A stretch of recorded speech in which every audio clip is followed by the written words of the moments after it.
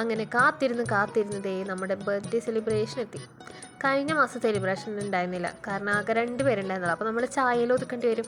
അതുകൊണ്ട് നമ്മൾ ഏപ്രിലിൽ കഴിഞ്ഞ മാസത്തെ ഈ മാസം കൊണ്ടിട്ട് ഒരുമിച്ചാണ് മുറിക്കാൻ പോകുന്നത് കേട്ടോ കേക്ക്. അപ്പോൾ ഈ മന്താണെങ്കിൽ എൻ്റെ ബർത്ത്ഡേ മന്താണ്. അപ്പോൾ ഇപ്രാവശ്യം കേക്ക് മുറിക്കാൻ ഞാനും ഉണ്ട്. കുറച്ച് പേര് അരമണിക്കൂർ മുന്നേ എത്തിയിട്ടുണ്ടായിരുന്നു അവിടെ.